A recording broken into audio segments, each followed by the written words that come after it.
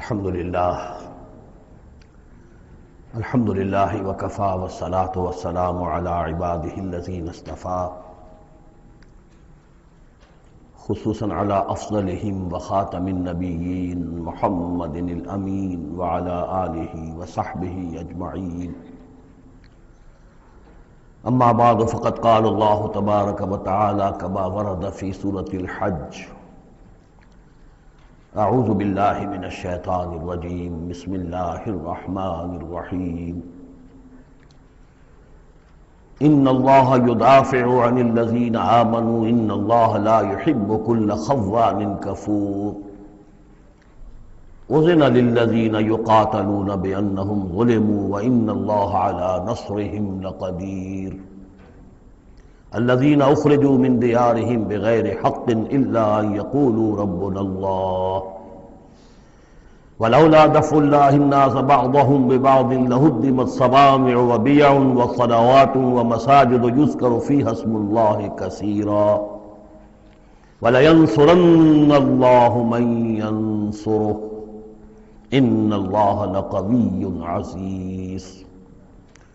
الذين إن مكناهم في الأرض أقاموا الصلاة وآتوا الزكاة وأمروا بالمعروف ونهوا عن المنكر ولله عاقبة الأمور. صدق الله العظيم. رب اشرح لي صدري ويسر لي أمري واحلل عقدة من لساني يفقهوا قولي. اللهم ربنا الہمنا رشدنا واعذنا من شرور انفسنا. اللهم ارنا الحق حقا وارزقنا اتباعه وارنا الباطل باطلا وارزقنا اجتنابه. اللهم وفقنا لما تحب وترضى.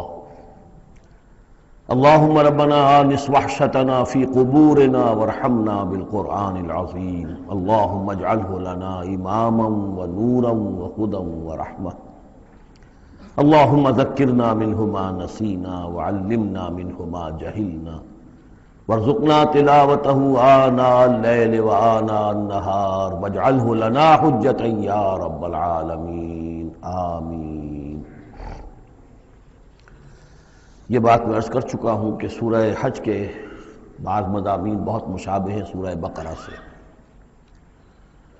اس سورہ مبارکہ کے بارے میں بعض حضرات کی رائے یہ ہے کہ یہ مدنی ہے، لیکن صحیح بات یہی ہے کہ یہ مکی صورت ہے. البتہ اس میں کچھ آیات ایسی ہیں کہ جو مدنی بھی ان کو قرار دیا جا سکتا ہے، اور ایک روایت جو حضرت عبداللہ ابن عباس رضی اللہ تعالی عنہما کی مجھے مل گئی ہے وہ یہ ہے کہ وہ اثناء سفر ہجرت میں نازل ہوئی، اور اس وقت ہمیں اب انہی آیات کا مطالعہ کرنا ہے. یہ آیات میں سمجھیے کہ نبی اکرم صلی اللہ علیہ وسلم کی وہ جد و جہد اور آپ کی دعوت و تحریک جو ہے اس میں ایک بڑے ٹرننگ پوائنٹ کو ریپرزینٹ کر رہی ہیں. یہ ایک بڑا فیصلہ کن موڑ ہے آپ کی جد و جہد میں. یہ مشابہت ذہن میں رکھیے کہ سورہ بقرہ میں بھی جہاں 23ویں رکوع میں تقریباً وسط ہے سورہ بقرہ کا، جس طرح یہ وسط ہے سورہ حج کا، وہاں بھی 23ویں رکوع میں رمضان مبارک اور روزے کی حکمتیں اور اس کے احکام کا بیان ہوا. 24ویں رکوع سے قتال فی سبیل اللہ اور اس کے ساتھ ہی حج کے دو جو رکوع ہیں مناسک حج پر مشتمل ہیں. یہاں پر بھی آپ دیکھیے کہ مناسک حج پر 2 رکوع مشتمل تھے اور اس کے فوراً بعد قتال کی بات ہو رہی ہے. بڑا گہرا ربط ہے ان دونوں کے اندر، اس لیے کہ قتال فی سبیل اللہ کا جو سب سے پہلا ہدف تھا وہ یہی تھا کہ توحید کا مرکز کعبۃ اللہ، جو اصل میں خدا واحد کی عبادت کے لیے بنایا گیا تھا، اس وقت وہ مشرکین کے تسلط میں ہے اور انہوں نے اسے شرک کا اڈا بنایا ہوا ہے. تو گویا کہ اب پہلا جو فرض منصبی ہے امت مسلمہ کا وہ یہ ہے کہ اس مرکز توحید کو مشرکین کے تسلط سے واگزار کرا کے اسے واقعتاً توحید ہی کا مرکز بنا دیا جائے. اس اعتبار سے ظاہر بات ہے کہ جنگ ناگزیر ہے. یہ صرف واز سے ہونے والا کام تو نہیں تھا، اس کے لیے تو ظاہر بات ہے کہ طاقت کا استعمال ناگزیر تھا. اسی لیے مناسک حج کے ذکر کی فوراً بعد اب یہ تذکرہ ہو رہا ہے. یہ آیات میرے خیال میں اثناء سفر ہجرت میں نازل ہوئی. فرمایا ان اللہ یدافع عن الذین آمنوا، اللہ تعالیٰ مدافعت کرے گا اہل ایمان کی طرف سے. یعنی اب جو نیا دور شروع ہو رہا ہے جس میں کہ آرمڈ کانفلکٹ ہوگا، مسلح تصادم ہوگا، تو مسلمان اور اہل ایمان اپنے آپ کو اکیلا نہ سمجھے، بلکہ ان کی پشت پر اللہ ہے، ان کی طرف سے دفاع کرنے کے لیے اللہ تعالیٰ جو ہے وہ ان کی نصرت فرمائے گا۔ ان اللہ یدافع عن الذین آمنوا ان اللہ لا یحب کل خوان کفور، اللہ تعالیٰ کو بالکل پسند نہیں ہے یہ لوگ جو بہت خیانت کرنے والے ہیں اور ناشکرے ہیں۔ یہ کون ہیں؟ یہ قریش مکہ کہ جنہوں نے ایک طرف خیانت کی انتہا کر دی کہ توحید کے مرکز کو شرک کا اڈا بنا دیا۔ یہ امانت ہے ان کے پاس حضرت اسماعیل اور حضرت ابراہیم علیہ السلام کی، اور یہ تو اس لیے تعبیر کیا گیا تھا ربنا لیقیموا الصلاۃ، اور حضرت ابراہیم نے دعا کی تھی وجنبنی وبنی ان نعبد الاصنام، لیکن ان لوگوں نے خیانت کی ہے، ان کی وراثت کے اندر صحیح طرز عمل اختیار نہیں کیا بلکہ خیانت کی روش اختیار کی، اور کفور ہیں، بہت ناشکرے ہیں، اس لیے کہ اس گھر کی وجہ سے انہیں یہ حیثیت حاصل ہے کہ یہ مرکزی شہر بنا ہوا ہے پورے جزیرہ نما عرب کا، اس گھر کی وجہ سے انہیں ان کے قافلوں کو تحفظ حاصل ہے کہ ان کے اوپر کوئی حملہ نہیں کرتا، اور مشرق اور مغرب کی جو ٹریڈ ہے اس کے گویا کہ یہ ایک طرح سے پروپرائٹری ان کے پاس حقوق آ گئے، ایکسکلوسیو پروپرائٹری رائٹس، کہ ظاہر بات ہے کوئی اور قافلہ بچ کر جا نہیں سکتا قبائلی ریڈ سے اور حملے سے اور لوٹ مار سے، اور قریش کے قافلے کے اوپر کوئی حملہ کر نہیں سکتا، اسے کوئی چھو نہیں سکتا۔ تو اس گھر کی وجہ سے لإلاف قریش إِلَافِهِمْ رِحْلَةَ الشِّتَاءِ وَالصَّيْفِ فَلْيَعْبُدُوا رَبَّ هَذَا الْبَيْتِ، یہ جو ان کے قافلے سردیوں میں جاتے ہیں یمن کی طرف اور گرمیوں میں جاتے ہیں شام کی طرف، تو ان کو سمجھنا چاہیے کہ یہ ساری جو ان کی چلت پھرت ہے یہ تو اس گھر کے طفیل ہے، اس کی وجہ سے انہیں یہ پروٹیکشن حاصل ہے، اور انہوں نے ناشکری کی ہے۔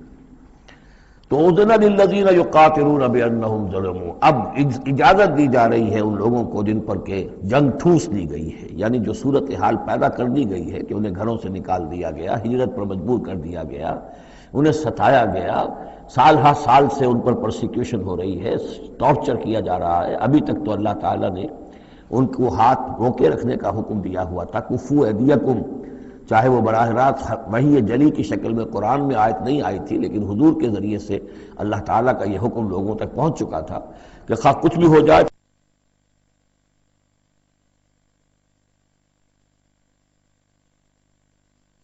ان کے ہاتھ کھولے جا رہے ہیں۔ اذن للذین یقاتلون بانہم ظلموا، اب جو ان پر ظلم کیا گیا ہے اس کے سبب سے ان کو اجازت دی جا رہی ہے کہ اب وہ اینٹ کا جواب پتھر سے دے سکتے ہیں۔ وَإِنَّ اللَّهَ عَلَىٰ نَصْرِهِمْ لَقَدِيرٌ، اور دوبارہ پھر تاکید کے ساتھ کہہ دیا کہ ان کو اپنے آپ کو اکیلے نہ سمجھے، یقیناً اللہ تعالیٰ ان کی نصرت پر قادر ہے، ان کی مدد فرمائے گا۔ الَّذِينَ أُخْرِجُوا مِن دِيَارِهِمْ، وہ لوگ کہ جو اپنے گھروں سے نکال دیے گئے، یہ سب کون تھے؟ مہاجرین جو تھے، یہ مکے سے جو نکلنے پر مجبور کر دیے گئے، اہل و عیال کو چھوڑ کر نکلنے پر مجبور ہوئے۔ الَّذِينَ أُخْرِجُوا مِن دِيَارِهِمْ بِغَيْرِ حَقٍّ، جو نکال دیے گئے اپنے گھروں سے، اپنے علاقوں سے ناحق، الا ان یقولوا ربنا اللہ، صرف اس جرم کی پاداش میں کہ انہوں نے کہا ہمارا رب اللہ ہے، ہم صرف ایک اللہ کو مانتے ہیں اور دوسرے آلہہ کو، دوسرے معبودوں کو، دوسرے دیویاں اور دیوتاؤں جو تمہارے من گھڑت ہے ہم ان کو تسلیم کرنے کو تیار نہیں۔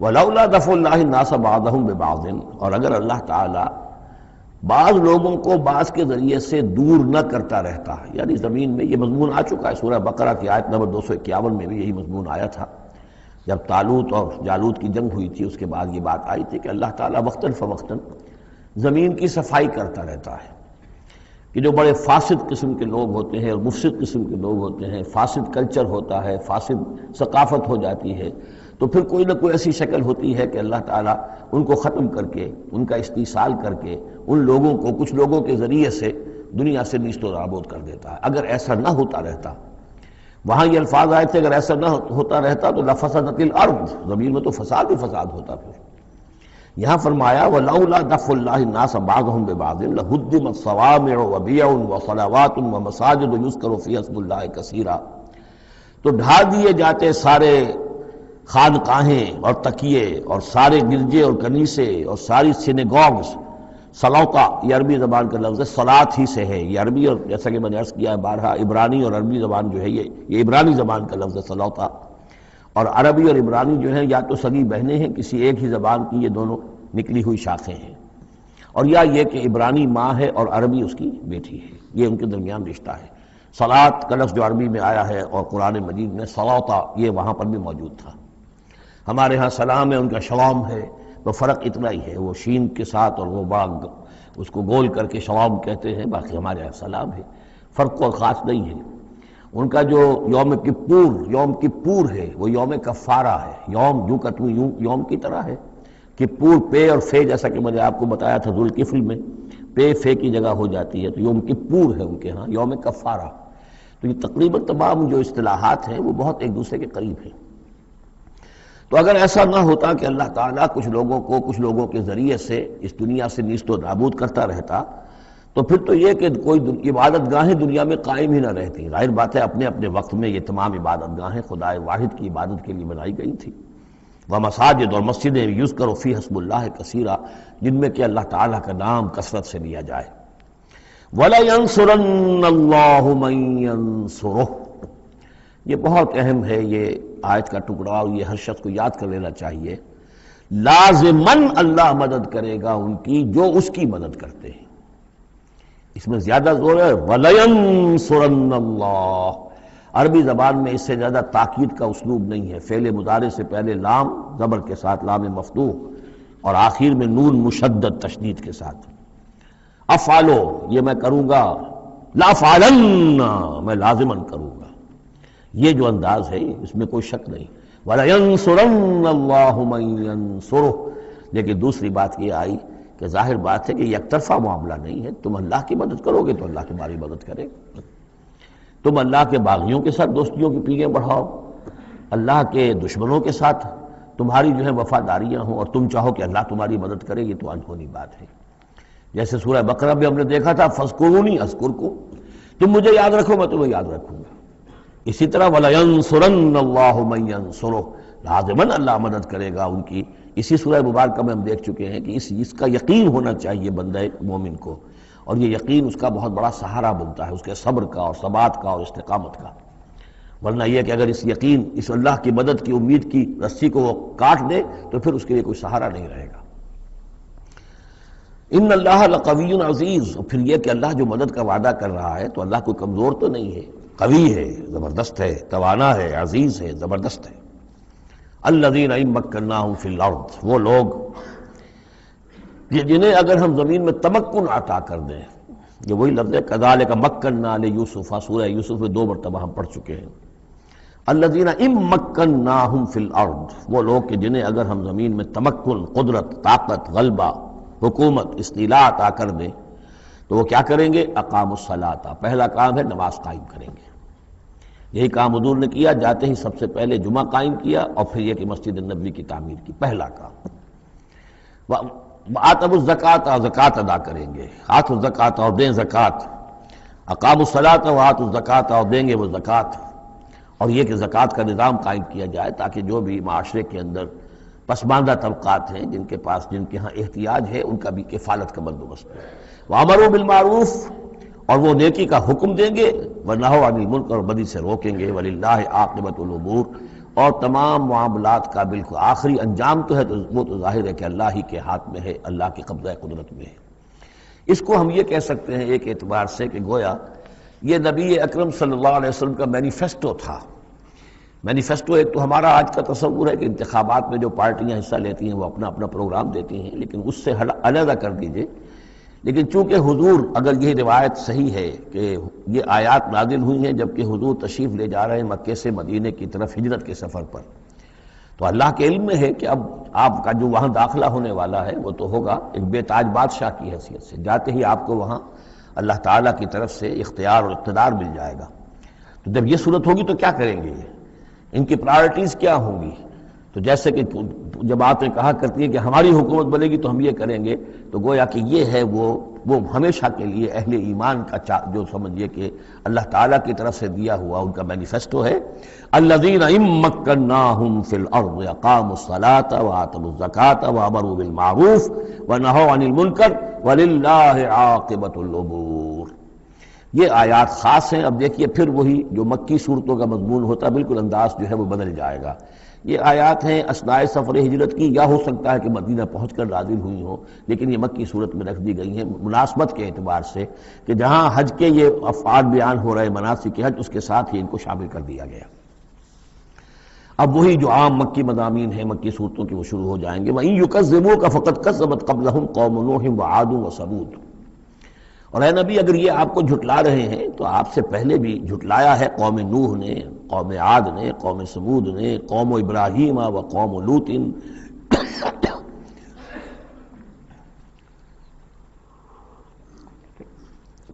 ابراہیم کی قوم نے اور لوط کی قوم نے، وہ اصحاب مدین اور مدین والوں نے، وَكُذِّبَ موسیٰ اور موسیٰ کی بھی تکذیب کی گئی تھی. فَأَمْلَيْتُ لِلْكَافِرِينَ تو میں نے کافروں کو کچھ ڈھیل دی، مہلت دی، ان کی رسی دراز کی. ثُمَّ أَخَذْتُهُمْ پھر میں نے ان کو پکڑ لیا. فَكَيْفَ كَانَ نَكِيرٌ تو میری پکڑ کیسی رہی، کیا حشر ہوا قوم نوح کا اور قوم ہود کا اور قوم صالح کا. ان تمام اقوام کے جو حالات ہیں وہ قرآن مجید میں بار بار آ چکے ہیں. فَكَأَيٍّ مِّن قَرْيَةٍ أَهْلَكْنَاهَا تو کتنی ہی ایسی بستیاں ہیں، آبادیاں ہیں جن کو ہم نے ہلاک کیا. وَهِيَ ظَالِمَةٌ اور ہلاک یوں ہی نہیں کر دیا، وہ ظالم تھی، گناہ گار تھی، ان میں گناہ اتنا پھیل گیا تھا، شرک اور کفر کا اتنا دور دورہ ہو گیا تھا کہ گویا کہ وہ ایسے ہی تھا جیسے انسانی جسم کا کوئی حصہ اگر گل جائے تو اس کو کاٹ دینے ہی میں عافیت ہے، ورنہ پورے جسم کے لیے وہ چیز جو ہے وہ مضر ہوگی.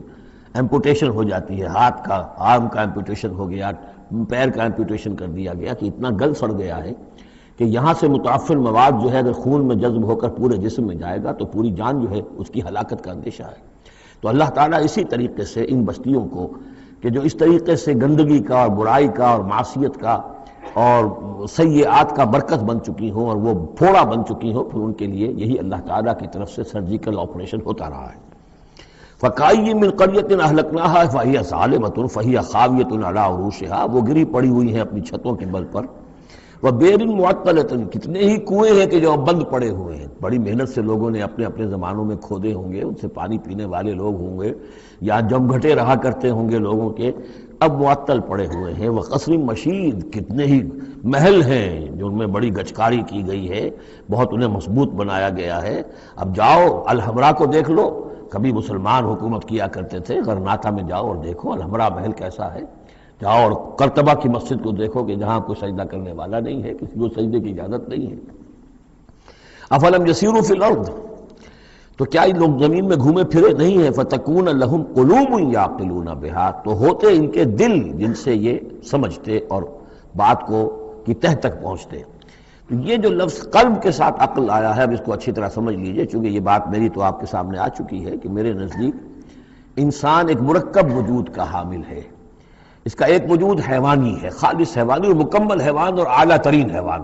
انسان اعلیٰ ترین حیوان ہے، تمام حیوانوں میں سب سے افضل ہے، اور اس میں وہ ساری فیکلٹیز ہیں کہ جو حیوانات میں بھی ہوتی ہیں. لیکن اس کا ایک روحانی وجود ہے، وہ مکمل وجود ہے، انڈیپینڈنٹ ہے، بالکل اس حیوانی وجود سے ایک علیحدہ اور مستقل بذات وجود ہے. یہ دونوں کیسے جڑے ہوئے ہیں یہ ہم نہیں جانتے. وہ تو ہمیں یہ بھی معلوم نہیں کہ انسانی جسم میں جان کہاں ہے، کچھ پتہ نہیں. کہاں دل میں ہے کہیں ہے تو دل تو بدل دیتے ہیں لوگ، پھر بھی وہ جان تو وہی کی وہی رہتی ہے. اب تو جو کچھ ہو رہا ہے آپ کو معلوم ہے، تو جان کہاں ہے، کس چیز سے متعلق، دماغ سے متعلق ہے، دل سے متعلق، کہاں سے متعلق. تو لائف ہی کو ہم نہیں جانتے تو لائف سے آگے روح کا تعلق کس طور سے ہے ہم کیا جان سکتے ہیں. ہست رب الناس رابا جان الناس اتصال بے تکیف بے قیاس. یہ متصل ہے، یہ جو روحانی وجود ہے اور حیوانی وجود ہے یہ متصل ہے، ملے ہوئے تو ہیں، لیکن یہ اتصال ایسا ہے بے تکیف بے قیاس، نہ اس کی کیفیت معلوم ہو سکتی ہے نہ اس کو کسی اور چیز پر قیاس کیا جا سکتا ہے. لیکن ہے دو علیحدہ وجود. ایک وجود پہلے پیدا کیا گیا تھا، کما خلقناکم اول مرہ، دوسرا وجود اس عالم خلق کے اندر آتا ہے. اور ان میں سے ہر ایک کی، دونوں کی اپنی اپنی عقل ہے. روح کی اپنی عقل ہے، روح کی اپنی آنکھ ہے، روح کے اپنے کان ہیں، اور جسم کے حیوانی وجود کے اپنی آنکھیں ہیں، اپنے کان ہیں، اپنی عقل ہے. تو ان السمع والبصر والفؤاد یہ حیوانی، یہ گویا کہ انسان کے جو حیوانی ذرائع علم ہے وہ یہ ہیں جن کے بارے میں گفتگو سورہ بنی اسرائیل کی اس آیت کے حوالے سے میں تفصیلاً کر چکا ہوں. ان السمع والبصر والفؤاد کل اولئک کان عنہ مسئولا. لیکن انسان کے اندر جو یہ روح ہے یہ دیکھتی بھی ہے، یہ سنتی بھی ہے، اس کے اپنے کان ہیں، وہ غیر مرئی کان ہیں. غیر مرئی آنکھیں ہیں لیکن اس کی اپنی عقل ہے۔ اب یہاں دیکھیے یہ دونوں چیزیں واضح ہو جائیں گی۔ فَتَكُونَ لَهُمْ قُلُوبٌ يَعْقِلُونَ بِهَا، تو ہوتے ان کے دل کہ جن سے یہ بات سمجھتے، او آذان یسمعون بها، یا ہوتے کان جن سے یہ سنتے، فإنها لا تعمل ابصار ولكن تعمل قلوب التي في الصدور، اس لیے کہ آنکھیں اندھی نہیں ہوا کرتی، دل اندھے ہو جاتے ہیں جو سینوں کے اندر ہے۔ یہ کون سا اندھاپا ہے؟ ابو جہل اندھا تھا کس اعتبار سے؟ ابو لہب اندھا تھا کس اعتبار سے؟ ولید بن مغیرہ اندھا تھا کس اعتبار سے؟ ان کی آنکھیں تو اندھی نہیں تھی، ان کے دل اندھے ہو گئے تھے، ان کی روحیں اندھی ہو گئی تھی، ان کے اوپر اپنی دنیاوی اغراض، اپنی ضد، اپنی ہٹ دھرمی اور اپنے تکبر اور اپنے جو بھی ان کے اندر عصبیتیں تھیں، اس کی وجہ سے اس طریقے سے ان کے اوپر پٹیاں پڑ چکی تھی کہ وہ روح نہ دیکھتی تھی نہ سنتی تھی۔ تو یہ ہے اصل میں یہ معاملہ۔ فَإِنَّهَا لَا تَعْمَلُ الْأَبْصَارُ، ایک ہے آنکھیں اندھی لیکن ہو سکتا ہے اس کا دل جو ہے وہ دوسروں سے کہیں زیادہ دیکھنے والا ہو، لیکن یہ کہ آنکھوں کا اندھا ہونا اتنا بڑی بات نہیں اتنا دل کا اندھا ہونا۔ فَلَمْ يَسِيرُوا فِي الْأَرْضِ فَتَكُونَ لَهُمْ قُلُوبٌ يَعْقِلُونَ بِهَا، تو کیا یہ زمین میں گھومے پھرے نہیں، پھر ہوتی ہیں ان کے دل کہ جن سے یہ بات کو سمجھتے، او آذان یسمعون بها، یا ہوتے کان، روح کے کان کہ جن سے یہ سنتے، دیدن دیگر آموز سنیدن دیگر آموز، اس لیے کہ ظاہر بات ہے بستیوں کو تو وہ دیکھتے تھے، کتا بھی دیکھ رہا ہے کہ کار آ رہی ہے، اسے بچنا ہے، وہ بھی اپنی جان بچاتا ہے، انسان نے بھی دیکھ لیا اور وہ بھی جان بچانے کے لیے ایک طرف ہو گیا، تو کوئی بڑا فرق نہیں۔ یہ حیوانی جو دیکھنا ہے وہ تو دیکھنا ہے، لیکن انسان کا دیکھنا کچھ اور ہے۔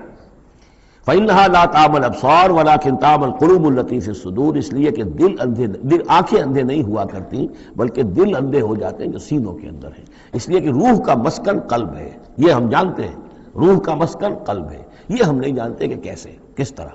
بہرحال دل کو آپ اگر کہیں کاٹیں گے پیٹیں گے تو کہیں وہ آپ کو اس میں روح نظر نہیں آئے گی، وہ غیر مرئی شے ہے، لیکن تعلق اس کا جو ہے وہ قلب انسانی کے ساتھ ہے۔ وَيَسْتَعْجِلُونَكَ بِالْعَذَابِ وَلَن يُخْلِفَ اللَّهُ وَعْدَهُ، اور یہ لوگ جلدی مچا رہے ہیں نبی آپ سے عذاب کی، اور اللہ تعالیٰ اپنے وعدے کی ہرگز خلاف ورزی نہیں کرے گا۔ وہ عذاب آئے گا، کس شکل میں آئے گا ابھی اللہ تعالیٰ نے اس کو چھپا کر رکھا ہوا ہے، کب آئے گا وہ بھی اللہ نے چھپایا ہوا ہے۔ وَإِنْ أَدْرِيَ قَرِيبٌ أَمْ بَعِيدٌ مَا تُوعَدُونَ، یہ ہم سورہ انبیاء میں پڑھائے ہیں کہ میں نہیں جانتا ہے نبی، آپ کہہ دیجئے قُلْ إِنْ أَدْرِيَ قَرِيبٌ أَمْ بَعِيدٌ مَا تُوعَدُونَ، کہ جس چیز کا تم سے وعدہ کیا جا رہا ہے، جس چیز کی دھمکی دی جا رہی ہے وہ قریب آ چکی ہے یا دور ہے۔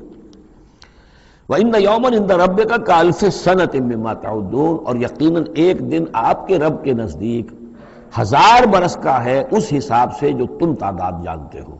انسانی عام حساب سے جو 1000 برس ہے، دنیا کا ہمارا حساب سے وہ در حقیقت اللہ کا ایک دن ہے۔ یہ مضمون چونکہ قرآن مجید میں پھر سورہ سجدہ میں پھر آئے گا، 2 مرتبہ آیا، تو یہ مضمون یوں سمجھیے کہ یہ محکمات میں سے، یہ متشابہات میں سے نہیں ہے، بات بالکل پختہ ہے، واضح ہے۔ يُدَبِّرُ الْأَمْرَ مِنَ السَّمَاءِ إِلَى الْأَرْضِ ثُمَّ يَعْرُجُ إِلَيْهِ فِي يَوْمٍ كَانَ مِقْدَارُهُ أَلْفَ سَنَةٍ مِّمَّا تَعُدُّونَ، تو اللہ تعالیٰ کی جو تدبیر امر ہے، وہی جو 3 کام ابتدائی جو شاہ ولی اللہ دہلوی رحمۃ اللہ علیہ کی تصنیف حجت اللہ البالغہ کے حوالے سے میں بتا چکا ہوں، ابداع، خلق اور تدبیر، تدبیر تیسرا کام ہے۔ اس تیسرے کام کے ضمن میں اللہ کا جو بھی ایک نقشہ بنتا ہے اس کی مشیت کا، وہ 1000 سال کا ہوتا ہے ہمارے حساب سے، اس کا ایک دن ہے، وہ اس کی ایک پلاننگ ہو جاتی ہے، اس کے احکام جو ہے وہ فرشتوں کے حوالے کر دیے جاتے ہیں، اس کی پھر ایگزیکیوشن ہوتی ہے، تو 1000 برس کی پلاننگ ہے ہمارے حساب سے، اللہ کے ہاں وہ ایک دن ہے۔ وَكَأَيٍّ مِّن قَرْيَةٍ أَمْلَيْتُ لَهَا، اور کتنی ہی بستیاں ایسی ہوئی ہیں کہ جنہیں ہم نے ڈھیل دی تھی، وَهِيَ ظَالِمَةٌ، لیکن وہ تھیں گناہ گار، ثُمَّ أَخَذْتُهَا، پھر میں نے ان کو پکڑ لیا، وَإِلَيَّ الْمَصِيرُ، اور میری ہی طرف لوٹ کر آنا ہے۔ قُلْ يَا أَيُّهَا النَّاسُ إِنَّمَا أَنَا لَكُمْ نَذِيرٌ مُّبِينٌ، کہہ دیجئے اے نبی، اے لوگو، میں ہوں ایک خبردار کرنے والا، صاف صاف تمہارے لیے ایک خبردار کرنے والا آیا ہوں، ڈرانے والا آیا ہوں، بتا دینے والا ہوں کہ یہ مراحل زندگی کے آنے والے ہیں۔ فالذین آمنوا وعملوا الصالحات، جو لوگ ایمان لائیں اور نیک عمل کریں، لہم مغفرۃ ورزق کریم، ان کے لیے اللہ کی طرف سے مغفرت ہے، یہ میں بشارت دے رہا ہوں، اور رزق کریم، اور بہت ہی باعزت روزی ملے گی۔ والذین سعوا فی آیاتنا معاجزین، اور جو لوگ ہماری آیات کے بارے میں تگ و دو کریں گے کہ انہیں کسی طریقے سے فیل کر دیں، ناکام کر دیں، غیر مؤثر کر دیں، ان آیات کو پھیلنے نہ دیں، اولئک اصحاب الجحیم، تو یہ وہ لوگ ہیں کہ جہنم والے ہیں۔ وما ارسلنا من قبل کا، یہ کافی مشکل آیت ہے قرآن مجید کی جو اگلی آ رہی ہے، اور اس میں کافی قیل و قال ہے۔ وما ارسلنا من قبلک من رسول ولا نبی الا اذا تمنى القى الشیطان فی امنیتہ، اور نہیں بھیجا ہم نے آپ سے پہلے بھی کوئی رسول، اے نبی صلی اللہ علیہ وسلم، نہ کوئی رسول نہ نبی، الا اذا تمنا، مگر یہ کہ جب اس نے خود کوئی خیال باندھا، کوئی پلاننگ کی، کوئی نقشہ بنایا اپنے کام کا۔ ایک تو یہ کہ اللہ کی طرف سے ہدایت آ رہی کہ اب یہ کیجئے، اب یہ کیجئے، اب یہ کیجئے، ظاہر بات ہے کہ اس میں تو کسی خطا کا کوئی امکان ہی نہیں، وہی چاہے وہ وحی جلی ہو اور چاہے وحی خفی ہو، نبی کے لیے وحی جلی وحی خفی دونوں محفوظ ہیں۔ وحی خفی کے اندر بھی شیطان یا شیطانی قوتیں کوئی در اندازی نہیں کر سکتے، لیکن یہ کہ کبھی ایسا بھی ہوتا ہے کہ وحی کی طرف سے کوئی بات نہیں آئی ہے۔ ظاہر بات ہے کہ یہ نہیں سمجھنا چاہیے کہ نبی کی حیثیت بالکل ایسے ہے جیسے وہ کسی زمانے میں، آج کل تو شاید وہ معاملہ ختم ہو گیا، وہ تار جو جاتے تھے گٹ گٹ گٹ گٹ گٹ ہو رہی ہے، ادھر سے ہو رہی ہے، ادھر سے وہ جو ہے مشین بول رہی ہے، تو بیچ میں تو مشین ہے، کچھ نہیں ہے۔ تو ایسا نہیں ہے کہ نبی کی اپنی کوئی شخصیت ہی نہ ہو، نبی کی اپنی کوئی سوچ ہی نہ ہو، نبی کی اپنی کوئی پلاننگ ہی نہ ہو۔ یہ تو عام انسان بھی دیکھیے، اگر کوئی آپ کو یہ کہے بس آپ کو تو جو کہا کرتے چلے جاؤ، تو آپ کہیں گے میری شخصیت، میری بھی کوئی سوچ ہے، میری بھی کوئی اس معاملے کے اندر مجھے بھی کوئی رائے جو ہے۔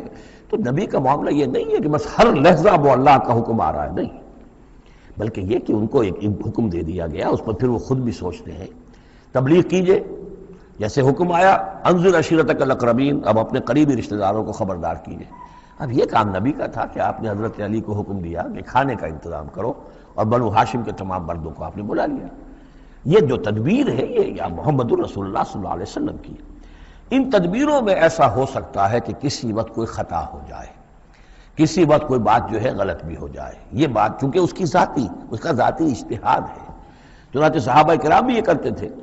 غزوہ بدر میں حضور نے جہاں حکم دیا تھا کیمپ لگانے کا، تو وہ جا کر بعض صحابہ پہنچ گئے کہ حضور دیکھیے اگر تو یہ وحی کے حکم کے تحت ہے، جو اللہ کا حکم ہے کہ یہاں کیمپ ہمارا ہونا چاہیے، سر تسلیم خم ہے۔ اگر یہ آپ کی ذاتی رائے ہے تو پھر ذرا اگر آپ اجازت دیں تو ہم کچھ اپنی رائے بھی پیش کریں۔ آپ نے فرمایا ہاں کہو۔ انہوں نے عرض کیا کہ ہمارے نزدیک جو تجربہ ہمیں جنگوں کا ہے، اس کے بنا پر ہم یہ سمجھتے ہیں کہ ہمارا جو پڑاؤ ہے، ہمارا کیمپ وہاں لگنا چاہیے، اس وادی کے اس گوشے میں۔ آپ نے فرمایا ٹھیک ہے، یہاں سے خیمے اٹھاؤ اور وہاں لگا لو۔ ظاہر بات ہے یہ تدبیر تھی ذاتی تھی محمد الرسول اللہ صلی اللہ علیہ وسلم کی۔ اس میں اختلاف کے صحابہ کو گنجائش ہے اور انہیں اپنی رائے پیش کرنے کا بھی موقع ہے۔ اگر یہ وہی سے ہوتا تو ظاہر بات ہے کہ پھر وہاں سے کوئی سوال پیدا نہیں ہوتا تھا کہ وہاں سے کیمپ اکھاڑا جائے۔ تو اس طرح کے معاملے میں خطا بھی ہو سکتی ہے، غلطی بھی ہو سکتی ہے، اور اس قسم کے معاملے میں کوئی در اندازی جو ہے شیطان کی طرف سے بھی ممکن ہے۔ اب یہ مسئلہ ایسا ہے کہ چونکہ عصمت انبیاء کے بارے میں جو بہت حساس، تمام اہل ایمان جو ہے بہت حساس ہیں، تو یہ آیت جو ہے تو یہ گویا کہ یوں سمجھیے کہ یہ حلق میں پھنس جاتی ہے، اس کو اس طریقے سے قبول کرنا بڑا مشکل ہے۔ تو تعویلیں بڑی دور راسکار بھی کی گئی ہیں، لیکن میرے نزدیک اس کی بالکل سیدھی سی بات ہے۔ یہاں تک کہ میں آپ کو واقعہ بتا چکا ہوں تعبیر نخل کا، کہ حضور نے مدینے میں جا کر کہا کہ یہ آرٹیفیشل پولینیشن وغیرہ کے لیے تم جو قریب کر دیتے ہو کھجور کے نر اور مادہ پھولوں کو قریب لے آتے ہو تاکہ فرٹیلائزیشن زیادہ ہو جائے اور پھر یہ کہ پھل زیادہ ہو جائے، نہ کرو تو کیا ہے، آپ کے بس یہ کہنے سے صحابہ نے نہیں کیا، لیکن یہ کہ فصل کم ہو گئی۔ اب انہوں نے ڈرتے ڈرتے عرض کیا کہ حضور آپ نے یہ فرمایا تھا، ہم نے نہیں کیا، تعبیر نخل اس سال ہم نے نہیں کی تھی، فصل کم ہو گئی ہے۔ فرمایا انتم عالم بامور دنیاکم، یہ معاملات تمہارے، میں یہ سکھانے تمہیں نہیں آیا، ایگریکلچر سکھانے نہیں آیا تمہیں میں تو آیا ہوں یہ ہدایت دینے کے لیے۔ جو ہدایت میں دوں، جو میری جو نبوت اور رسالت کا جو ایشو ہے، جو اس کا موضوع ہے، اس پر تمہیں میری ہر بات کو ماننا ہے، لیکن یہ جو تمہارے معاملات ہیں یہ تجرباتی معاملات ہیں۔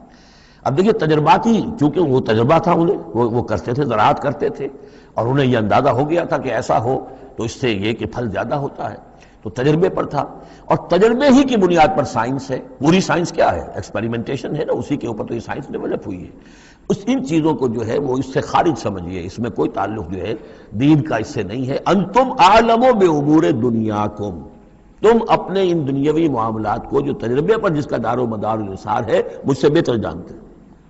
یہ حدیث ہے بخاری شریف کی، الحمدللہ اللہ تعالیٰ ان پر لاکھوں نعمتیں اور اپنی رحمتیں نازل فرمائے، یہ چیزیں محفوظ رہ گئی ہیں ہمارے لیے، تبھی تو ہمارے لیے کچھ کہنے کا اور بولنے کا موقع ہے۔ تو فرمایا انتم عالم بامور دنیاکم۔ اسی طریقے کا مسئلہ یہ ہے وما ارسلنا من قبلک من رسول ولا نبی الا اذا تمنا، جب وہ کوئی اپنی اسکیم بناتے ہیں، اپنی پلاننگ کرتے ہیں، القی الشیطان فی امنیتہ، تو شیطان ان کے خیال میں کچھ ڈال دیتا ہے۔ امنیہ کہتے ہیں تمنا، آرزو۔ اب دیکھیے آدمی سوچتا ہے یہ حسرہ ہو جانا چاہیے، یہ کام یوں ہونا چاہیے، مثلا جب کہ آپ نے دیکھا کہ مکہ مکرمہ میں تو میرا قیام ناممکن ہو گیا ہے، اس لیے کہ ابو طالب کے انتقال کے بعد وہ جو خاندانی ایک پروٹیکشن حاصل تھی بنو ہاشم کی، وہ ختم ہو گئی، اور اب خاندان بنی ہاشم کا سردار بھی ابو لہب ہو گیا ہے کہ جو بہت ہی سخت دشمن ہے ذاتی طور پر حضور کا۔ تو پھر آپ نے سوچا اب کیا کروں، کس طرف جاؤں، کدھر دیکھوں، کسے آواز دوں؟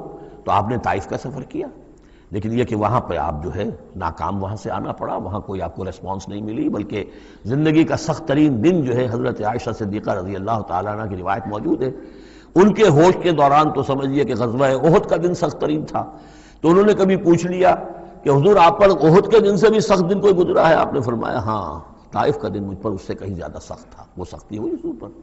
لیکن اللہ تعالیٰ کی مشیت میں کیا تھا کہ یہ سعادت جو ہے یہ طائف کے لیے نہیں لکھی تھی، یہ سعادت یثرب کے لیے لکھی تھی، جو مدینہ منورہ بننے کی سعادت جو ہے، مدینۃ النبی بننے کی سعادت اللہ کی حکمت میں مدینہ کے لیے تھی۔ وہاں حضور گئے بھی نہیں اور وہاں کے 6 آدمی ایمان لے آئے اور کھڑکی کھل گئی۔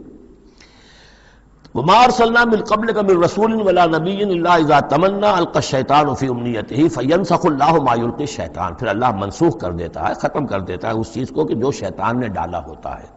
ثم یحکم اللہ آیاتہ، پھر اللہ تعالیٰ اپنے فیصلوں کو پختہ کر دیتا ہے۔ یہاں آیت جو ہے آیات ہی فیصلوں کے معنی میں ہے۔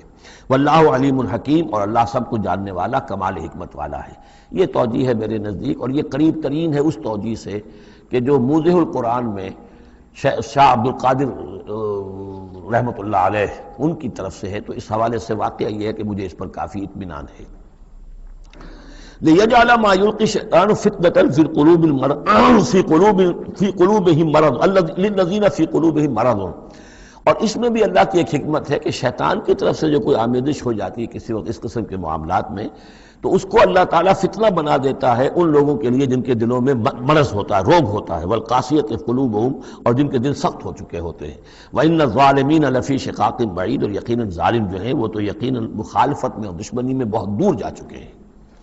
وَلِيَعْلَمَ الَّذِينَ أُوتُوا الْعِلْمَ، اور یہ تاکہ جان لے وہ لوگ کہ جنہیں علم دیا گیا تھا، أَنَّهُ الْحَقُّ مِن رَبِّكَ، کہ یہ سب حق ہے آپ کے رب کی طرف سے۔ پھر جو بھی آخری فیصلہ اللہ کا آتا ہے اس پر پورا انشراح ہو جاتا ہے۔ فَيُؤْمِنُوا بِهِ، تو وہ اس پر ایمان رکھتے ہیں، فَتُخْبِتُ لَهُ قُلُوبُهُمْ، اور اس پر ان کے دل جو ہے وہ اللہ کے سامنے جھک جاتے ہیں۔ وَإِنَّ اللَّهَ لَهَادِ الَّذِينَ آمَنُوا إِلَىٰ صِرَاطٍ مُسْتَقِيمٍ، اور یقیناً اللہ تعالیٰ ہدایت دینے والا ہے ان کو جو ایمان لائیں سیدھے راستے کی طرف۔ یعنی کبھی اس طرح کی کوئی غلطی ہو بھی جائے، ایبریشنز جس کو ہم کہیں گے، ذرا کہیں ہو بھی جائے تو اللہ تعالیٰ پھر راستہ سیدھا کر دیتا ہے اور پھر ان کے رخ کو بالکل صحیح سمت میں موڑ دیتا ہے۔ وَلَا يَزَالُ الَّذِينَ كَفَرُوا فِي مِرْيَةٍ مِّنْهُ، اور یہ لوگ جو کفر کر رہے ہیں ان کو تو یہ تو شک و شبہ ہی میں رہیں گے، ان کے شکوک و شبہات کبھی ختم ہونے والے نہیں ہیں۔ حتیٰ تأتیہم الساعۃ بغتۃ، یہاں تک کہ یا تو قیامت آ دھمکے ان پر اچانک، اور یاتیہم عذاب یوم عقیم، یا پھر وہ عذاب جو ہے بانج دن کا، یعنی ایسا دن کہ جو خیر سے خالی ہوگا، بانج ہوگا، بانج دن، یوم عقیم کا جو عذاب ہے وہ ان پر مسلط ہو جائے۔ الملک یومئذ للہ، اس دن راج ہوگا پھر صرف اللہ کا، کسی کے پاس کوئی اختیار نہیں ہوگا۔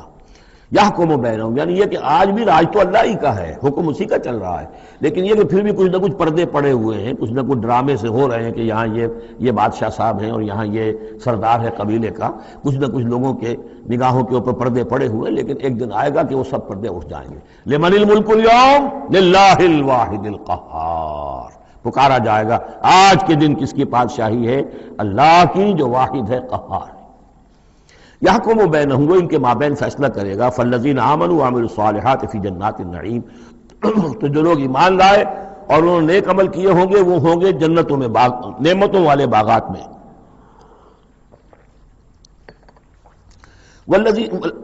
والذین کفروا وکذبوا بآیاتنا، اور وہ لوگ کہ جو کفر کی روش اختیار کریں اور ہماری آیت کو جھٹلائیں، فاولئک لہم عذاب مہین، تو ان کے لیے ہوگا اہانت آمیز، رسوا کن عذاب۔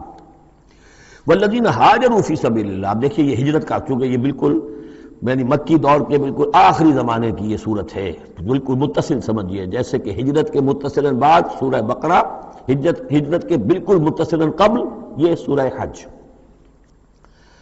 والذین ہاجروا فی سبیل اللہ ثم قتلوا، اور وہ لوگ جنہوں نے ہجرت کی اللہ کی راہ میں، پھر خواہ وہ قتل ہو گئے اور ماتو، یا یہ کہ اپنی طبعی موت مر گئے، لَيَرْزُقَنَّهُمُ اللَّهُ رِزْقًا حَسَنًا، دونوں صورتوں میں اللہ تعالیٰ ان کو لازماً بہت رزق حسن عطا فرمائے گا۔ وَإِنَّ اللَّهَ لَهُوَ خَيْرُ الرَّازِقِينَ، اور یقیناً اللہ ہی ہے بہترین رزق دینے والا۔ لَيُدْخِلَنَّهُمْ مُدْخَلًا يَرْضَوْنَ، اور وہ لازماً داخل کرے گا انہیں ان جگہ، ان مقامات پر کہ جن سے وہ راضی ہو جائیں گے۔ وَإِنَّ اللَّهَ لَعَلِيمٌ حَلِيمٌ، اللہ تعالیٰ یقیناً علیم ہے، سب کچھ جاننے والا، اور حلیم ہے، تحمل والا ہے۔ ذَلِكَ وَمَنْ عَاقَبَ بِمِثْلِ مَا عُوقِبَ بِهِ، یہ تو ہے ہی، اور یہ کہ جو شخص زیادتی کرے، جس نے بدلہ لیا بِمِثْلِ مَا عُوقِبَ بِهِ، جیسا کہ اس پر زیادتی کی گئی تھی، جیسا کہ اس پر ظلم کیا گیا تھا، ثُمَّ بُغِيَ عَلَيْهِ، پھر اس پر مزید زیادتی کی جائے، لَيَنْصُرَنَّهُ اللَّهُ، اللہ تعالیٰ اس کی لازماً مدد کریں گے۔ یعنی جو زیادتیاں ہو چکی ہیں مسلمانوں پر، اب ان کا حق ہے کہ ان کا بدلہ لیں، پھر اگر ان کی طرف سے اضافی زیادتی اور ہوگی تو پھر اللہ تعالیٰ کی طرف سے ان کی مدد کا پختہ وعدہ ہے۔ ان اللہ لعفو غفور، یقیناً اللہ تعالیٰ عفو اور غفور ہے، معاف فرمانے والا، درگزر کرنے والا ہے۔ ذالک بان اللہ یولج اللیل فی النہار، اور یہ اس لیے ہے، یعنی یہ کہ اللہ تعالیٰ کا پورا یہ نظام کائنات کا اسی طرح چل رہا ہے، اسی عدل پر، انصاف پر۔ یہ نہ ہو تو جیسے کہ ابھی آیت آئی تھی کہ اگر ایک گروہ کو دوسرے گروہ کے ذریعے سے ہٹاتے نہ رہتے، نیست و نابود نہ کرتے رہتے، تو زمین میں فساد بچ جاتا۔ لَهُدِّمَتْ صَوَامِعُ وَبِیَعٌ وَصَلَوَاتٌ وَمَسَاجِدُ یُذْکَرُ فِیہا اسْمُ اللَّہِ کَثِیرًا، اس طرح فرمایا کہ ہمارا ایک نظام ہے جو اس دنیا کا ہے، اس طرح کا ایک نظام جو ہے وہ آفاقی بھی ہے۔ ذَلِکَ بِأَنَّ اللَّهَ یولج اللیل فی النہار، یہ اس لیے کہ اللہ تعالیٰ رات کو لے آتا ہے دن میں پروتا ہوا، وَیُولِجُ النَّہَارَ فِی اللَّیل، اور دن کو لے آتا ہے رات میں پروتے ہوئے، وَأَنَّ اللَّهَ سَمِیعٌ بَصِیر، اللہ سب کچھ سننے والا اور دیکھنے والا ہے۔ ذَلِکَ بِأَنَّ اللَّهَ هُوَ الْحَقُّ، یہ اس لیے کہ اللہ ہی حق ہے، ذات برحق، جس کا حق ہونا قطعی ہے، یقینی۔ وَأَنَّ مَا يَدْعُونَ مِن دُونِهِ هُوَ الْبَاطِلُ، اور جس کو وہ پکار رہے ہیں اس کے سوا وہ سب باطل ہے، آدر ہوا ہے، ان کی کوئی حیثیت نہیں۔ وَأَنَّ اللَّهَ هُوَ الْعَلِيُّ الْكَبِيرُ، اور یہ کہ یقیناً اللہ تعالیٰ ہی ہے سب سے بلند و بالا اور سب سے بڑا۔ أَلَمْ تَرَ أَنَّ اللَّهَ أَنزَلَ مِنَ السَّمَاءِ مَاءً، کیا تم نے دیکھا نہیں کہ اللہ نے اتارا آسمان سے پانی، فَتُصْبِحُ الْأَرْضُ مُخْضَرَّةً، تو زمین سبز ہو جاتی ہے، سرسبزی شادابی نظر آتی ہے۔ ان اللہ لطیف خبیر، یقیناً اللہ تعالیٰ بڑی ہی خفیہ تدبیریں کرنے والا اور ہر شے سے باخبر ہے۔ باریک بین بھی اس کے معنی ہے لطیف کے، اور خفیہ تدبیر کرنے والا۔ لہو ما فی السماوات و ما فی الارض، جو کچھ آسمانوں میں ہے وہ بھی اسی کا ہے، اور جو کچھ زمین میں ہے وہ بھی اسی کا ہے۔ وان اللہ لہو الغنی الحمید، اور یقیناً اللہ تعالیٰ الغنی ہے، یعنی اسے کوئی احتیاج نہیں، الحمید ہے، اپنی ذات میں خود محمود ہے، ستودہ صفات ہے، اسے کسی حمد کی ضرورت نہیں۔ الم تر ان اللہ سخر لکم ما فی الارض والفلک تجری فی البحر بامرہ، کیا تم نے دیکھا نہیں کہ اللہ تعالیٰ نے تمہارے لیے مسخر کر دیا ہے، تمہاری خدمت گزاری میں، تمہاری ضروریات کی بہم رسانی میں لگا دیا ہے ان سب چیزوں کو جو زمین میں ہے، والفلک، اور کشتی کو، تجری فی البحر بامرہ، جو چلتی ہے سمندر میں اور دریا میں اس کے حکم سے، وَيُمْسِكُ السَّمَاءَ أَن تَقَعَ عَلَى الْأَرْضِ، اور وہی ہے جو تھامے ہوئے آسمان کو کہ وہ گر نہ جائے زمین پر، إِلَّا بِإِذْنِهِ، مگر اس کے حکم سے۔ ان اللہ بالناس لرؤوف الرحیم، یقیناً اللہ تعالیٰ انسانوں کے حق میں بہت ہی شفیق ہے، نرمی کرنے والا ہے اور مہربان ہے۔ وَهُوَ الَّذِي أَحْيَاكُمْ، وہی ہے جس نے تمہیں زندہ کیا، یعنی پہلے تم مردہ تھے۔ یہ سورہ بقرہ میں بھی آیت آپ دیکھ چکے ہیں، بالکل اس کے ہم وزن آ رہی ہے۔ کیف تکفرون باللہ وکنتم امواتا فاحیاکم ثم یمیتکم ثم یحییکم ثم الیہ ترجعون۔ اب یہاں صرف یہ کہ کنتم امواتا کے الفاظ کو دوبارہ نہیں لائے، هو الذی احیاکم ثم یمیتکم ثم یحییکم، تم مردہ تھے پھر تمہیں زندہ کیا، پھر تمہیں موت دے گا، پھر زندہ کرے گا۔ مردہ تھے یعنی یہ ہمارا وہ دور ہے جبکہ روحانی عالم ارواح میں ہم سے عہد لینے کے بعد ہمیں سلا دیا گیا، الست بربکم، اس کے بعد کسی کولڈ سٹوریج کے اندر تمام ارواح کو رکھ دیا گیا، وہ ہماری پہلی موت تھی، پہلی نیند تھی جو ہم سوئے رہے۔ اس کے بعد جاگے ہیں تو اس عالم خلق کے اندر کسی رحم مادر کے اندر وہ روح جو ہے وہ لا کر ایک جنین کے ساتھ جوڑ دی گئی، یہ ہمارا احیاء اول ہو گیا۔ اس کے بعد پھر یہاں ہم رہیں گے تو یہ زندگی ہے دوسری، اور اس کے بعد جب موت ہوگی تو احیاء یہ اماتہ ثانی ہو جائے گا، پھر اللہ اٹھائے گا بعد الموت، وہ احیاء ثانی ہو جائے گا۔ یہ سورہ غافر میں مضمون آئے گا، اس کا کلائمیکس جو ہے سورہ غافر میں ہے۔ وَهُوَ الَّذِي أَحْيَاكُمْ ثُمَّ يُمِيتُكُمْ ثُمَّ يُحْيِيكُمْ إِنَّ الْإِنسَانَ لَكَفُورٌ، یقیناً انسان جو ہے وہ ناشکرا ہے۔ لِكُلِّ أُمَّةٍ جَعَلْنَا مَنْسَكًا هُمْ نَاسِكُوهُ، ہم نے ہر امت کے لیے ان کے قربانی کے طریقے، طور طریقے، عبادات کے آداب ہم نے مقرر کر دیے ہیں جو اس کی پیروی کرتے ہیں۔ فَلَا يُنَازِعُنَّكَ فِي الْأَمْرِ، تو انہیں آپ سے جھگڑنا نہیں چاہیے، یعنی یہ کہ اگر یہود کے ہاں کوئی اور طریقے تھے قربانی کے، تو اور یہاں بنی اسماعیل کے لیے ہم نے کچھ اور مقرر کیے، مسلمانوں کو اب کچھ اور طریقے ہم بتا رہے ہیں، تو اس میں کوئی حرج نہیں ہے، اس میں جھگڑنے کی ضرورت بات نہیں۔ یہ پہلے پڑھ چکے ہیں اسی صورت میں کہ ہم نے ہر امت کے لیے منسک مقرر کیے ہیں۔ وَلِكُلِّ أُمَّةٍ جَعَلْنَا مَنْسَكًا لِيَذْكُرُوا اسْمَ اللَّهِ عَلَىٰ مَا رَزَقَهُم مِّن بَهِيمَةِ الْأَنْعَامِ فَإِلَٰهُكُمْ إِلَٰهٌ وَاحِدٌ فَلَهُ أَسْلِمُوا وَبَشِّرِ الْمُخْبِتِينَ، تو ہر قوم کے لیے، ہر امت کے لیے اللہ تعالیٰ نے قربانی کے قواعد و ضوابط بنائے، تو وہ اس کی پیروی کرتے ہیں۔ فَلَا يُنَازِعُنَّكَ فِي الْأَمْرِ، تو انہیں جھگڑنا نہیں چاہیے نبی آپ سے اس معاملے میں۔ وَادْعُ إِلَىٰ رَبِّكَ، اور اپنے رب کی طرف آپ بلاتے رہیے۔ إِنَّكَ لَعَلَىٰ هُدًى مُسْتَقِيمٍ، یقیناً آپ تو ہدایت کے، سیدھی ہدایت کے راستے پر ہیں۔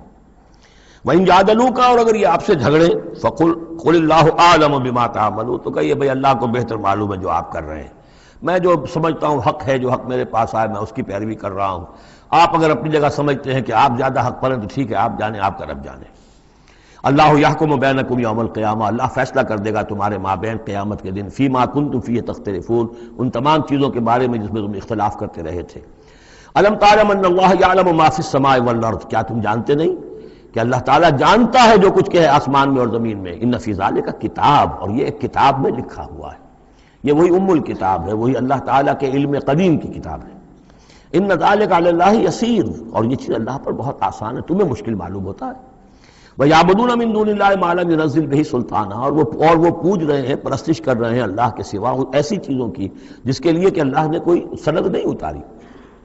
یعنی اللہ کو تو ہم بھی مانتے ہیں، وہ بھی مانتے ہیں، اب اضافی جس کو وہ مانگ رہے ہیں تو اللہ کی طرف سے کوئی سند ہونی چاہیے ان کے لیے، تب تو درست ہے، اگر اللہ کی طرف سے سند نہیں ہے تو وہ بے بنیاد ہے۔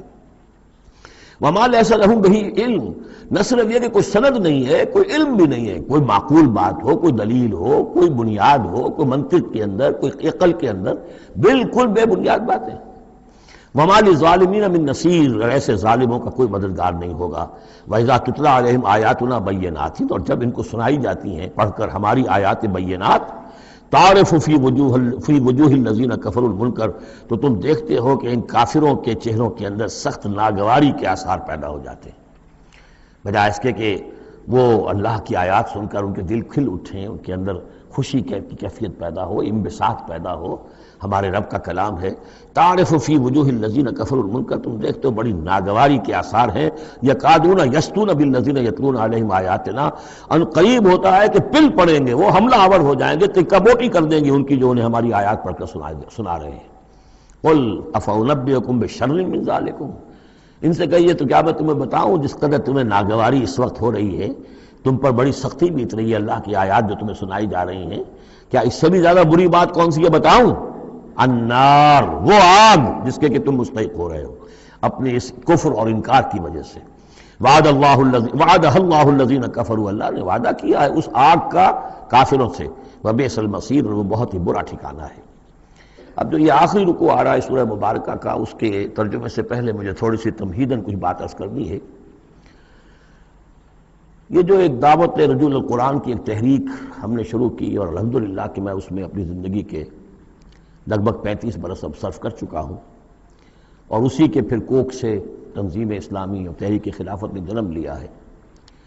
اس دعوت رجوع القرآن کی جو بنیاد ہے اور جس کو کہ میں نے ذریعہ بنایا ہے قرآن مجید سے لوگوں کو متعارف کرانے کا، اور قرآن مجید کے ذریعے سے دین کے جامع تصور کو لوگوں کے سامنے پیش کرنے کا، اور قرآن مجید کے ذریعے سے دین کی طرف سے جو بنیادی فرائض ہم پر عائد ہوتے ہیں اس کا ایک جامع تصور دینے کا جو میں نے کام کیا ہے، اس کے لیے ذریعہ میں نے بنایا ہے ایک منتخب نصاب کو، مطالعہ قرآن حکیم کا منتخب نصاب۔ یہ جو منتخب نصاب ہے یہ تقریباً کل قرآن کے 1/15 حجم کے اندر یوں سمجھیے کہ 2 پاروں کے لگ بھگ ہے، مائنس پلس کم و بیش 2 پارے ہوں گے۔ تو اس میں ان آیات کو لیا گیا ہے کہ جن میں ایک تو یہ کہ دین کا جامع تصور بہت مختصر الفاظ میں سامنے آ جائے، اور جو فرائض دینی ہیں جس کا کہ ہم سے باز پرس ہونی ہے، جس کے بارے میں پوچھ گچھ ہونی ہے، تو اس کا صحیح تصور ہمیں معلوم ہے.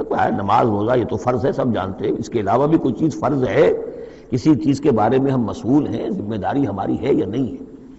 تو وہ جو منتخب نصاب ہے اس کے مختلف جو حصے ہیں، ہم کچھ حصوں سے گزرے ہیں، لیکن یہ میں آج سوچ رہا تھا کہ جیسے میں نے آپ کو بتایا تھا کہ حروف مقطعات کا معاملہ یہ ہے کہ 29 حروف ہیں یا 28 حروف ہیں عربی زبان کے الفابیٹس جو ہیں. شروع کے حصوں میں سے حروف میں سے بہت کم ہے جو حروف مقطعات میں آئے، اور آخری جو حصہ ہے اس کے تختی کے، اس کے بہت سے حروف ہیں، اکثر و بیشتر ہے کہ جو حروف مقطعات میں آئے.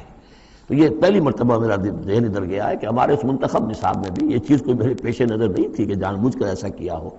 زیادہ حصے اسباق وہی ہیں کہ جو نصف ثانی سے متعلق ہیں، بلکہ قرآن مجید کے آخری حصے سے زیادہ جو ہیں وہ اس میں مقامات اور آیات اور رکوع یا صورتیں شامل ہوئی ہیں. لیکن اس وقت اس کا تعارف میں یہ کرا رہا ہوں کہ اس کا ایک بڑا مرکزی درس ہے کہ جو اگلی جو یہ رکوع آ رہا ہے جو 6 آیات پر مشتمل ہے، یہ اس کا بڑا مرکزی درس ہے. یہ جو میرا منتخب نصاب ہے اس کے 6 حصے ہیں. نقطہ آغاز ہے سورۃ العصر، والعصر ان الانسان لفی خسر الا الذین آمنوا وعملوا الصالحات وتواصوا بالحق وتواصوا بالصبر. مختصر ترین صورت، جامع ترین صورت. کہ انسان کی نجات کے یہ 4 لوازم ہیں: ایمان، عمل صالح، تواصی بالحق، تواصی بالصبر. پھر 3 اور مقامات ہم نے اس میں ایسے ہی جامع مقامات جس میں یہ چاروں چیزیں تقریباً بیان ہوئی ہیں وہ شامل کر کے وہ پہلا حصہ ہو گیا. اس کا ایک درس ہم گزر چکے ہیں سورہ بقرہ میں، آیت البر، اس کا درس نمبر 2 ہے. لیس البر ان تولوا وجوہکم قبل المشرق والمغرب.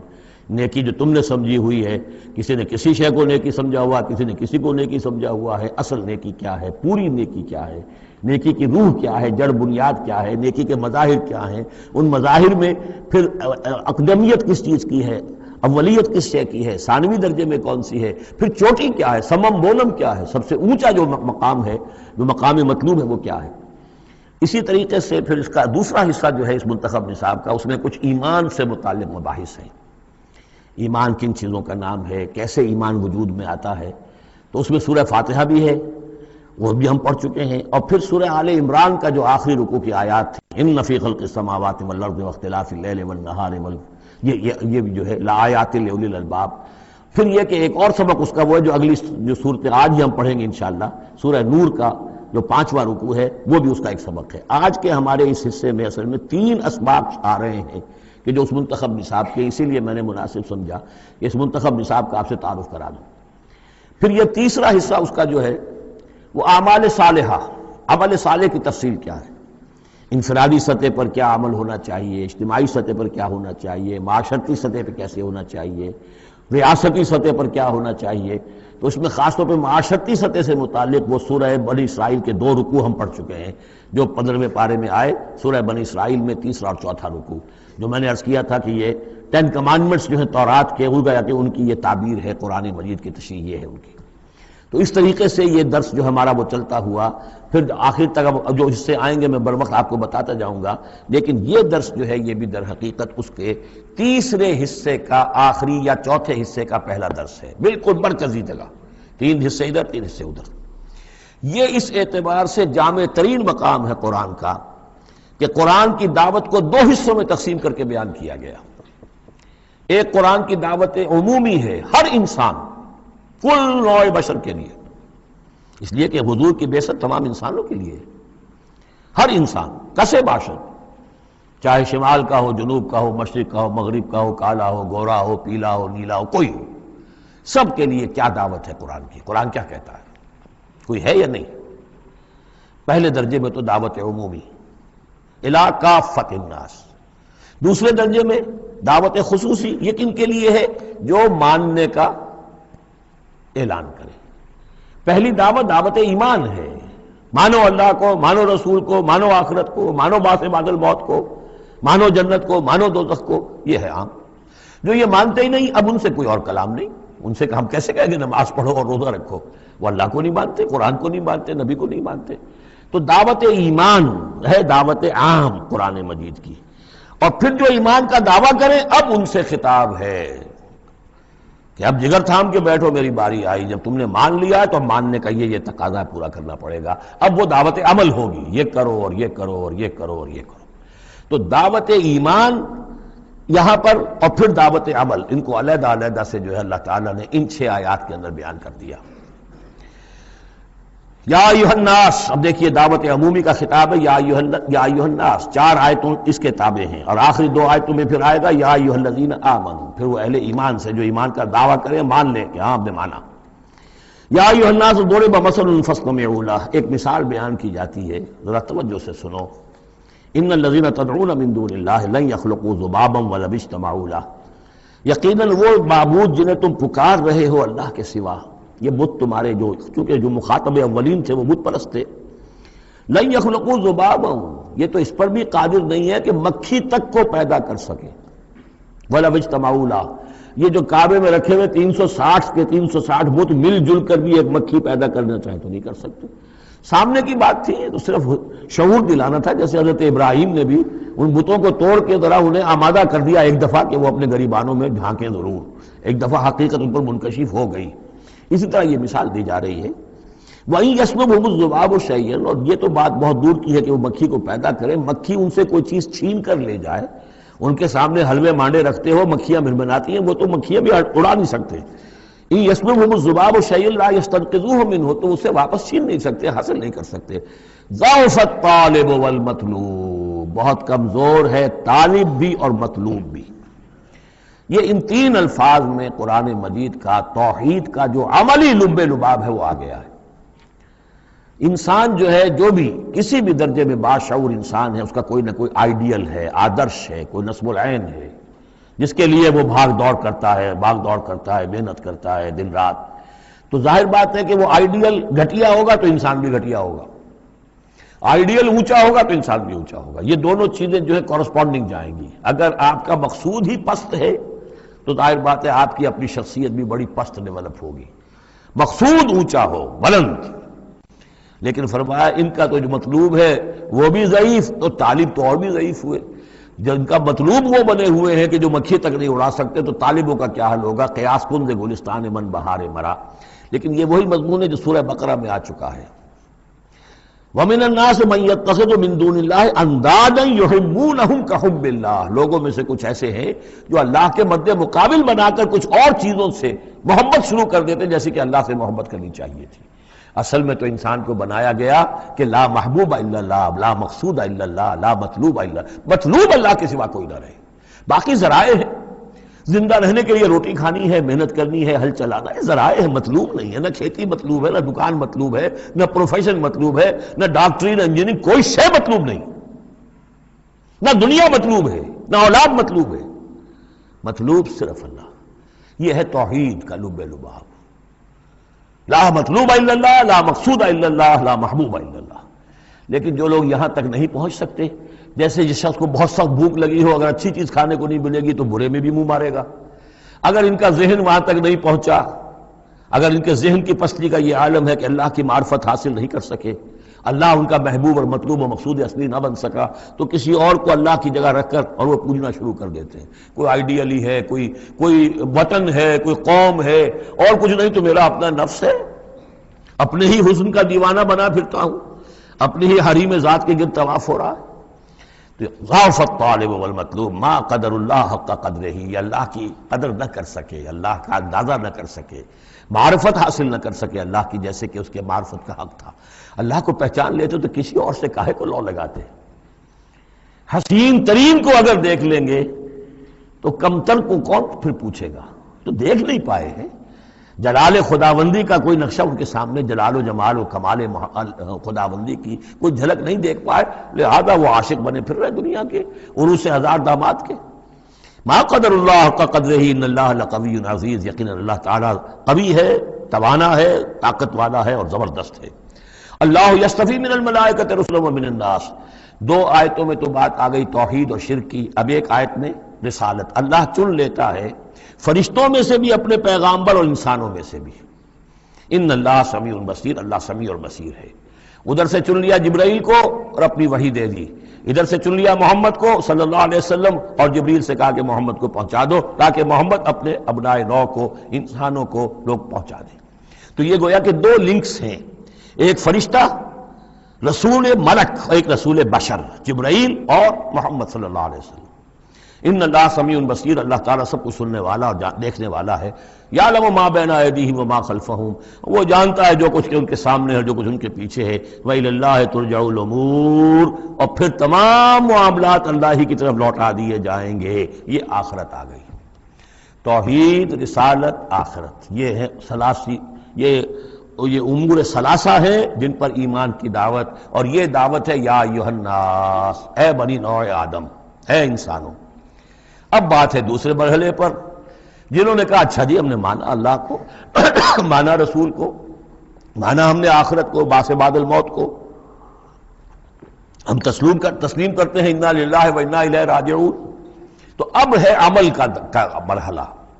یا ایھا الذین آمنوا، اے وہ لوگوں جو ایمان کا دعویٰ کر رہے ہو، اقرار کر رہے ہو. اب بات بدل گئی. اب دیکھیے فعل امر آ رہے ہیں. پہلے میں فعل امر کوئی تھا ہی نہیں، سوائے اس کے کہ ضرب مثلا فاستمعوا لہ، بس وہ ایک فعل امر آیا تھا، ذرا باتوجہ سے سنو، باقی کچھ نہیں. حقائق بیان کر دیے، توحید، رسالت، معاد. اب جو لوگ ان کو مانتے ہیں، یا ایھا الذین آمنوا ارکعوا واسجدوا واعبدوا ربکم وافعلوا الخیر لعلکم تفلحون. اے ایمان کے دعوے دارو، رکوع کرو، جھکو اللہ کے سامنے، واسجدوا، اور جھکو، پروسٹریٹ بیفور ہم، اس کے سامنے سر بسجود ہو جاؤ. وَاعْبُدُوا رَبَّكُمْ، اور اپنے رب کی بندگی، مکمل بندگی، ٹوٹل بندگی، اس کی پرستش نہیں، بندگی بھی. زندگی آمد برائے بندگی، زندگی بے بندگی شرمندگی. وَافْعَلُوا الْخَيْرَ، اور نیک کام کرو، بھلے کام کرو. اب بھلا کام کون سا رہ گیا؟ وَاعْبُدُوا میں تو سب کچھ آ گیا. بھلا کام کیا ہے؟ عبادت میں تو جو اللہ نے حکم دیا وہ ہم نے کر دیا، ہم نے بندگی کا حق ادا کر دیا. اب فعل خیر کیا ہے؟ وہ یہ ہے کہ خدمت خلق میں اپنے آپ کو لگا دو. اور خدمت خلق صرف یہ نہیں ہے کہ بھوکے کو کھانا کھلا دیا جائے، یہ بھی خدمت خلق ہے. سب سے بڑی خدمت خلق کیا ہے؟ ان کی عاقبت سنوارنے کی کوشش کرو. یہ سموچے جہنم کے اندر جا رہے ہیں، گویا کہ دعوت، ان کو بچاؤ. ان لوگوں کو اس حقائق سے خود بھی جن سے کہ تم آشنا ہو گئے ہو، جو حقائق تم پر منکشف ہو گئے ہیں، ان سے انہیں بھی روشناس کرو تاکہ ان کی عاقبت سنور جائے، ان کی بھی زندگی درست ہو جائے. لعلکم تفلحون، یہ کرو گے تو فلاح پاؤ گے. بہت اہم نکتہ ہے یہ. اے ایمان کے دعوے دارو، یہ نہ سمجھ بیٹھو بس ایمان لے آئے تو بس فلاح ہی فلاح ہے، اب کامیابی ہو گئی، بس نہیں. یہ شہادت گاہ الفت میں قدم رکھنا ہے. یہ تو ابھی قدم رکھا ہے آپ نے. اب یہ کرو اور یہ کرو اور یہ کرو اور یہ کرو تاکہ فلاح پاؤ. اگر اس کے بغیر فلاح کی توقع کیے بیٹھے ہو تو یہ تمہارا اپنا خیال ہے، وشفل تھنکنگ ہے. تلک امانیکم قل ہاتوا برہانکم ان کنتم صادقین، یہ تو پھر تمہاری اپنے من گھڑت خیالات ہیں. اور اس سے بھی اگلا حکم ہے وجاہدوا فی اللہ حق جہادہ، جہاد کرو پھر اللہ کے لیے جیسا کہ اس کے لیے جہاد کا حق ہے. جی نہیں، یہ سجدہ جو ہے صرف حضرت شافعی کے نزدیک ہے، امام شافعی کے. وجاہدوا فی اللہ حق جہادہ، اور جہاد کرو اللہ کے لیے جیسا کہ اس کے لیے جہاد کا حق ہے. هو اجتباکم، اس نے تمہیں چن لیا ہے. کیا مانی؟ اب نبوت محمد پر ختم ہو رہی ہے صلی اللہ علیہ وسلم. اب آئندہ جبریل کسی کے پاس وحی نہیں لائیں گے کہ پھر وہ وحی پہنچائے لوگوں کو. اب یہ کام یہ کہ وہی جو جبریل وحی لائے اور جو محمد نے تمہیں پہنچا دی، اب تمہیں پہنچا دی ہے پوری نوع انسانی کی طرف. یہ ہے تیسری لنک، هو اجتباکم. اپنے نصیب پر فخر کرو، اللہ نے تمہیں چن لیا ہے، سلیکٹ کر لیا ہے. یہ بالکل وہی مضمون اب آ گیا جو سورہ بقرہ میں آیا تھا، وَكَذَلِكَ جَعَلْنَاكُمْ أُمَّةً وَسَطًا لِتَكُونُوا شُهَدَاءَ عَلَى النَّاسِ وَيَكُونَ الرَّسُولُ عَلَيْكُمْ شَهِيدًا. وہی مضمون آ رہا ہے، هو اجتباکم وما جعل علیکم فی الدین من حرج، اور تمہارے لیے تو ہم نے دین کے اندر کوئی تنگی رکھی ہی نہیں. ملت ابیکم ابراہیم، یہ تمہارے جد ابراہیم ہی کی ملت ہے. هو سماکم المسلمین، اسی نے تمہارا نام مسلم رکھا ہے. اللہ نے تمہیں اس مسلم کا خطاب دیا ہے. حضرت ابراہیم نے بھی یہی کہا تھا، ربنا وجعلنا مسلمین لک ومن ذریتنا امة مسلمة لک، ہماری امت میں سے بھی ایک امت مسلمہ اٹھائی ہو. من قبل وفی ھذا، اس سے پہلے بھی اور اس میں بھی. لیکون الرسول شہیدا علیکم وتکونوا شہداء علی الناس، وہی مضمون جو سورہ بقرہ میں تھا، وکذالک جعلناکم امة وسطا لتکونوا شہداء علی الناس ویکون الرسول علیکم شہیدا. فرق کیا ہے؟ وہاں پہلے امت کا ذکر ہے پھر رسول کا ذکر، یہاں پہلے رسول کا ذکر ہے پھر امت کا ذکر. لِيَكُونَ الرَّسُولُ شَهِيدًا عَلَيْكُمْ وَتَكُونُوا شُهَدَاءَ عَلَى النَّاسِ فَأَقِيمُوا الصَّلَاةَ۔ بس اس کو اپنی پوری طرح سمجھنے کے بعد اب بسم اللہ کرو، قدم آگے بڑھاؤ تو سب سے پہلے قدم کہاں بڑھاؤ گے؟ فَأَقِيمُوا الصَّلَاةَ وَآتُوا الزَّكَاةَ، نماز قائم کرو، زکوٰۃ ادا کرو، واعتصموا باللہ، اور اللہ کے ساتھ چمٹ جاؤ، اللہ کے دامن سے وابستہ ہو جاؤ، ہوا مولاکم، وہ تمہارا مولا ہے، مددگار ہے، پشت پناہ ہے، حمایتی ہے، فنعم المولا ونعم النصیر، کیا ہی اچھا ہے حمایتی اور کیا ہی اچھا ہے مددگار۔ بارک اللہ لی ولکم فی القرآن العظیم ونفعنی وإیاکم بالآیات والذکر الحکیم۔